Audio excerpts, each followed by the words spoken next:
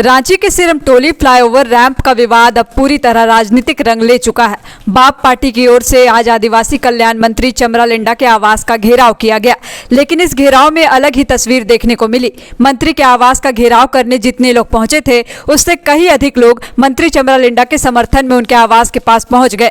मंत्री चमरा लिंडा के समर्थन में ज्यादातर आदिवासी छात्रावास के छात्र छात्राएं शामिल थे। वहीं घेराव में बाप पार्टी के प्रेम शाही मुंडा और कांग्रेस की नेता गीता श्री उरांव भी शामिल थी। घेराव करने पहुंचे लोगों ने कहा कि यह उनके अस्तित्व की लड़ाई है। मंत्री चमरा लिंडा के समर्थन में पहुंचे लोगों ने कहा कि मंत्री शुरू से ही इसके समाधान में लगे हुए हैं, लेकिन कुछ लोग इसमें राजनीति कर रहे हैं। हम लोग आए हैं माननीय मंत्री से सवाल जवाब करने के लिए कि रैंप कब हटेगा।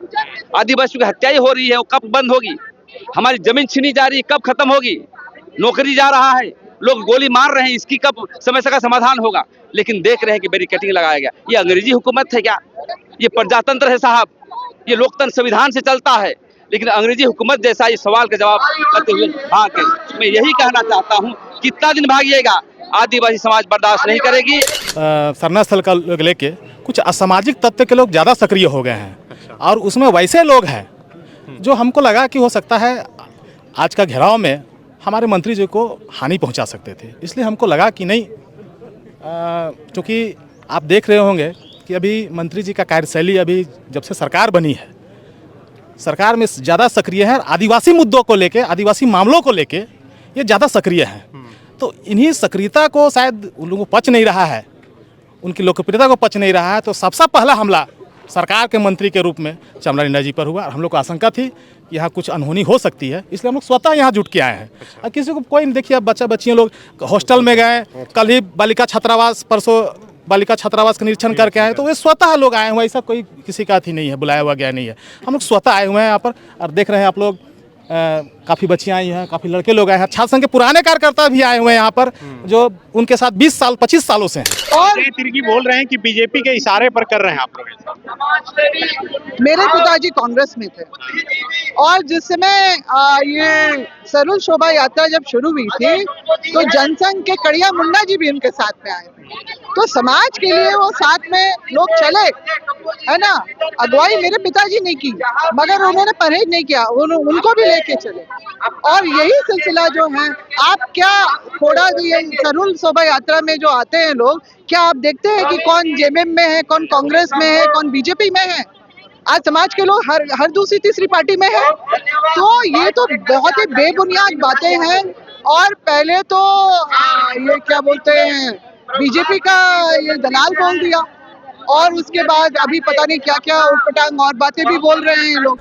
और जो आंदोलन कर रहे हैं इन लोग का क्या मनसा है समझ से परे है। जब माननीय मंत्री जी के पहल पर इन लोग को सीएम से बैठाया गया, सारे लोगों से, अधिकारियों से, लेकिन तुरंत में सब कुछ चाहिए, चट मंगनी पट बिहा वाला ये सिस्टम। तो ये तो हमको लगता है कि इन लोगों की बीजेपी का आरएसएस का एजेंडा वाला माइंडेड है। ये सीधा सीधी है। नहीं तो पहला टारगेट माननीय चमरा मुंडा, 4 महीना हुआ है इनका मंत्री बना हुआ। ये जो बन रहा है रैंप और जो फ्लाईओवर, ये बहुत लग रहा है कि ये पूरा मंत्री चमरा लिंडा को टारगेट करने के लिए, टारगेट इसकी लोकप्रियता को और इसको डैमेज करने के लिए, इसको डराने के लिए इस तरह से का कार्यक्रम चला रहे हैं लोग। जबकि सीएम से बैठक हुआ है, ये पूरा मामला मुंबई के बड़े इंजीनियरों का है, बहुत निर्माण हुआ है, बहुत जो आंदोलन कर रहे हैं उन लोगों को क्या नहीं पता था इसका डीपीआर बन चुका है, कैसा बनेगा, क्या बनना है, पता था।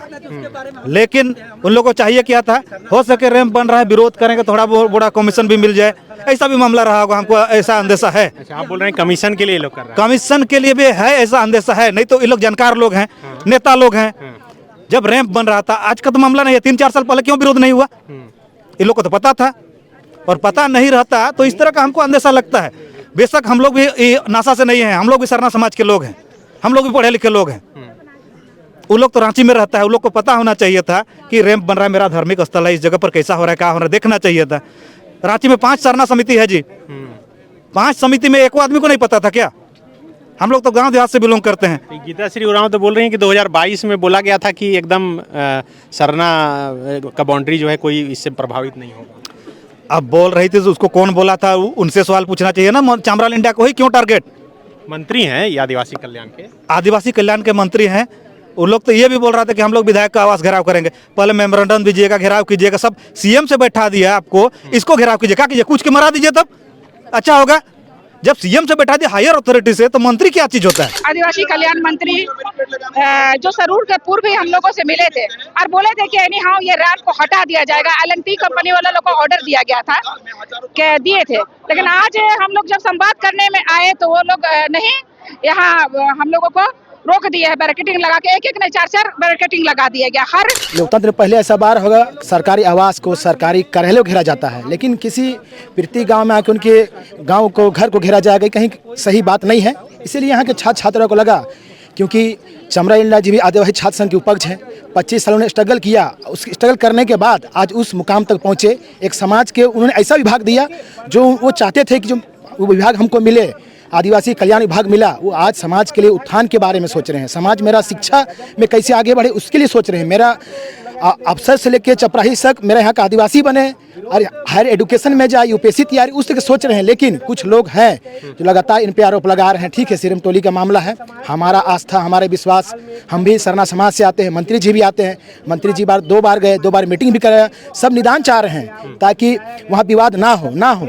लेकिन जो हमारे समाज के ही लोग हैं उनको भी समझना पड़ेगा, बैठ के ही हल किया जाता है, ना कि आज किसी के घर घेर दिए, किसी के घर में पत्थर मार दिए, इससे निदान नहीं होगा। देखिए, हम लोग सरना धर्मावलंबी अपने धर्म स्थान के लिए यहाँ अपने धर्म का अधिकार जिनके पास संवैधानिक रूप से है, मानिए चमरा लिंडा जी आज आदिवासी जनजातीय कल्याण मंत्री है, जिनके पास धार्मिक सामाजिक व्यवस्था की जो जमीन है उनका रखवाला करने वाला चमरा लिंडा है। तो उनसे हम लोग ये पूछने आए थे कि भाई आप मंत्री हैं और इन्हीं हाव बोल के आज कहाँ है, जो कि हम लोग का जो जमीन 10 फीट अतिक्रमण में चला गया, जबकि कोई भी धार्मिक स्थल की भव्यता और सुंदरता को रखा जाता है। ये नहीं कि धार्मिक स्थल को आप अतिक्रमण कर सकते हैं।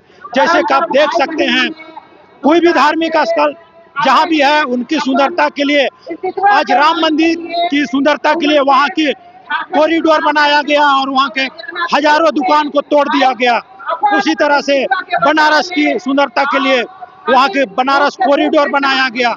ये नहीं कि मंदिर तोड़ा गया, लेकिन ये बहुत बड़ा विडंबना है। कहीं पर पीछे नहीं है। रैंप अगर वहाँ उतारा गया हो, गलत उतारा गया है और जो जुलूस आती है उसमें परेशानियां होगी। इस चीज़ को माननीय मुख्यमंत्री भी इस चीज़ को एक्सेप्ट किए हैं कि ये गलत हुआ है, उसका समस्या का निराकरण हम करेंगे। उससे पूर्व भी कल्याण मंत्री जी खुद उनसे मिलाए थे सरना समिति के लोगों को। उन लोगों को आश्वस्त किए थे मुख्यमंत्री जी कि सरूल अच्छा से बनेगा और अच्छा ही आप लोग के लिए होगा।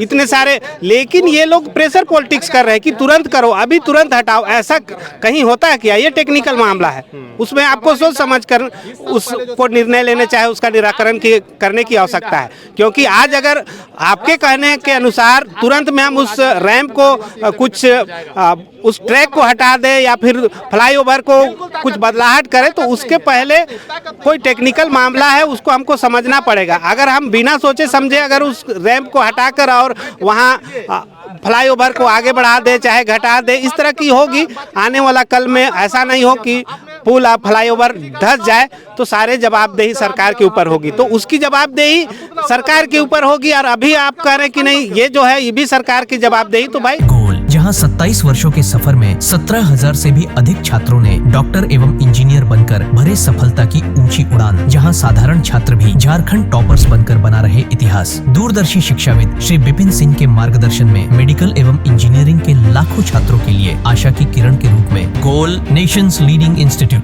बायोम सिर्फ मेडिकल प्रिपरेशन का संस्थान। बायोम से लगातार दूसरी बार नीट यूजी में 700 मार्क्स पार। 10th पास स्टूडेंट्स के लिए फाउंडेशन कोर्स, 11th पास स्टूडेंट्स के लिए फ्रेशर कोर्स और 12th पास स्टूडेंट्स के लिए टारगेट कोर्स 17 अप्रैल से शुरू हो रहे हैं। कॉल 7360066190 और विजिट बायोम, circular road near women's college and Hinoo, Ranchi. TheFollowUp.in. Like, share and subscribe. www.thefollowup.in